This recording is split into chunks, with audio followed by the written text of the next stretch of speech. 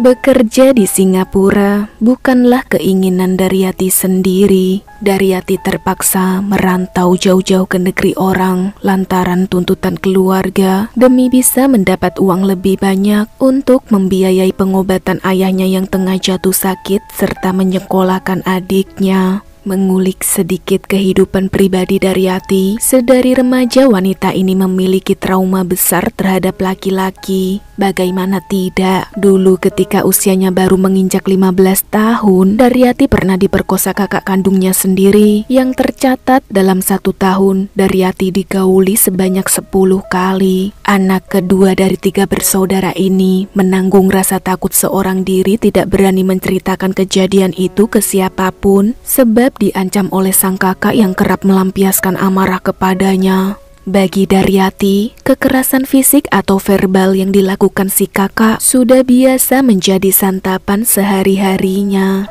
Karena trauma inilah, Daryati memiliki rasa ketertarikan seksual yang menyimpang di mana ia menyukai kaum sesama jenis atau biasa disebut homoseksual. Terbukti pacar pertama Daryati juga seorang perempuan yang merupakan teman kerjanya dulu semasa dia menjadi karyawan pabrik udang di kampung halamannya Gedung Tataan Pesawaran, Lampung. Saat dirinya mendaftar di pusat pelatihan pembantu, ternyata Daryati juga menemukan gebetan baru bernama Indah yang juga sama-sama menjalani program pelatihan di sana. Hubungan mereka berdua kian hari semakin dekat, sampai pada akhirnya Daryati dan Indah pun sepakat menjalin hubungan spesial. Hingga mereka disalurkan ke negara berbeda menjadi TKW. Asmara di antara Daryati dan Indah masih terus berlanjut. Tapi berhubung keduanya sibuk dengan urusan masing-masing serta memiliki majikan sekaligus peraturan berbeda, tentunya membuat mereka kesulitan untuk saling mengabari. Apalagi di Singapura, Daryati mendapat majikan yang sangat mengekang para pekerjanya di mana ponsel beserta paspor Daryati disita. Soal gaji, Daryati juga tidak akan mendapatkannya sebelum dia menjalani pekerjaannya selama 8 bulan.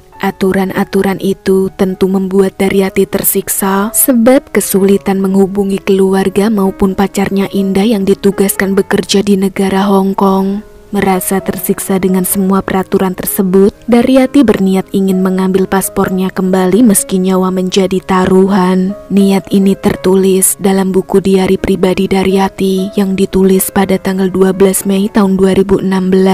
Selang 1 bulan dia menulis lebih gamblang perihal rencananya, di mana di dalam diari pribadi, Daryati menargetkan keluarga sang majikan apabila mereka memergoki dia saat mengambil paspor dan uang. Dalam catatan harian lain yang ditulis tanggal 2 Juni 2016, dia bahkan sudah merancang strategi. Dengan detail, Daryati menggambar denah tata letak seluruh ruangan yang ada di rumah majikannya, guna memudahkan dia dalam melancarkan misi pengambilan paspor beserta uang yang terkunci di brankas. Nah, begitu mengetahui saudara laki-laki majikannya akan melakukan kunjungan rutin memberi sejumlah uang kepada keluarga tersebut pada tanggal 7 Juni 2016 mendatang, Daryati lantas memutuskan akan menjalankan rencananya di tanggal itu juga.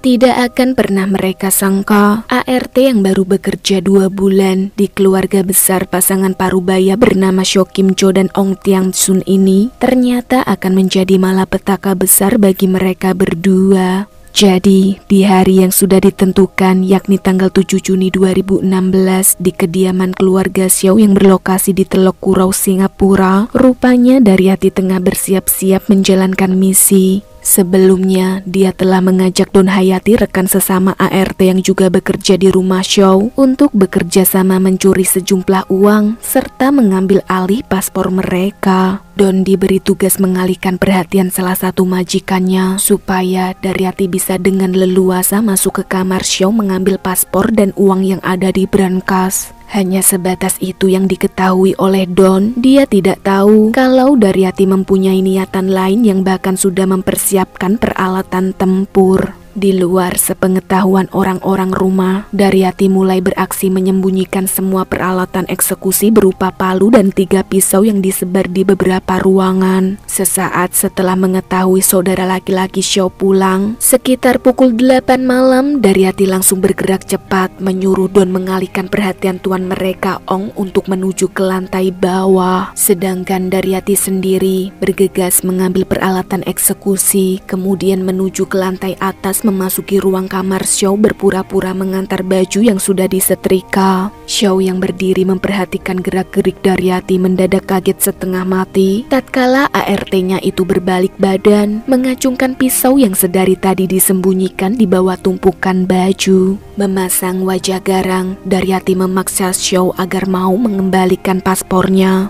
Akan tetapi bukannya menuruti, Xiao justru berteriak kencang meminta pertolongan. Kesal menghadapi majikannya yang mulai berisik, Daryati lantas menyeret Xiao masuk ke kamar mandi lalu mengunci pintunya. Di dalam tubuh Xiao ditusuk berulang kali, yang jika dihitung totalnya mencapai 94 tusukan. Sedangkan Ong yang berada di lantai bawah mendengar suara jeritan istrinya, bergegas lari menaiki tangga menuju ke kamar tidur utama. Sampai di tempat, Ong yang curiga si istri kenapa-napa di kamar mandi, berusaha mencoba membuka pintunya, tetapi sayang tidak dapat dibuka sebab terkunci dari dalam. Panik serta khawatir mendengar rintihan suara Xiao di balik pintu kamar mandi. Dengan tergesa-gesa, Ong menelpon polisi dulu sebelum akhirnya dia mengambil obeng lalu membuka paksa pintu tersebut. Begitu pintu berhasil dibuka, ternyata Daryati sudah memasang kuda-kuda guna melancarkan serangan, yang mana tangannya melesat cepat menancapkan pisau ke leher Ong. Menghadapi serangan itu, Ong berusaha melepaskan pisau yang masih tertancap di lehernya terlebih dahulu. Setelah berhasil melucuti pisau tersebut, perlahan Ong mendekati istrinya. Namun malang serangan kedua kali dari Daryati kembali terjadi. Kali ini Ong berusaha melawan sekuat tenaga hingga berhasil melumpuhkan Daryati. Menggunakan kabel telepon, Ong mengikat kedua tangan Daryati lalu diseret keluar rumah sambil meminta pertolongan warga sekitar. Beruntung pas Ong keluar rumah ada 3 orang lewat melintasi depan pekarangannya. Tanpa berbasa-basi, Ong memohon bantuan mereka untuk membantu dia menjaga Daryati supaya tidak kabur melarikan diri selagi polisi berada dalam perjalanan menuju ke lokasi.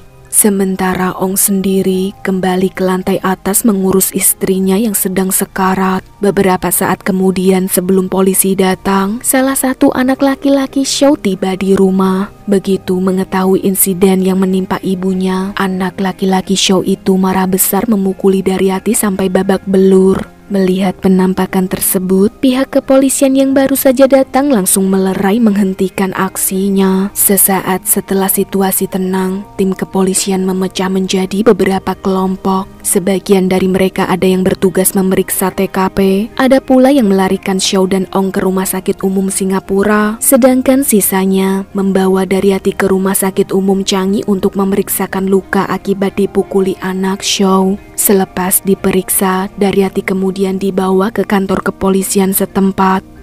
Beralih ke situasi Xiao dan Ong, di mana kondisi Xiao tidak mampu bertahan dan masih di hari yang sama beliau dinyatakan meninggal tepat pukul 9 malam. Menurut hasil otopsi, Xiao mengalami patah tulang di area wajah serta menderita 94 tusukan di bagian leher, kepala, wajah, dan tungkai kiri. Setelah pemeriksaan forensik selesai, jenazah Xiao diserahkan kembali kepada pihak keluarga yang kemudian dikremasi pada tanggal 12 Juni tahun 2016.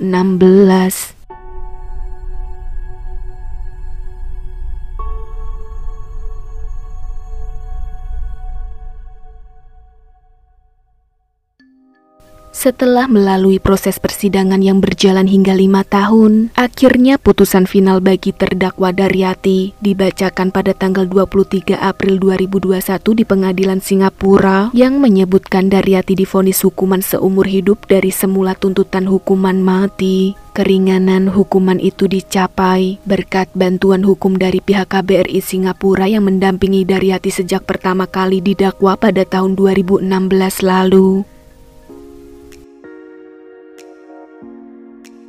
Well, sekian dulu cerita hari ini. Terima kasih banyak sudah berkenan menyimak video ragam cerita hingga akhir. Sampai jumpa di pembahasan kasus berikutnya. Stay healthy and see you.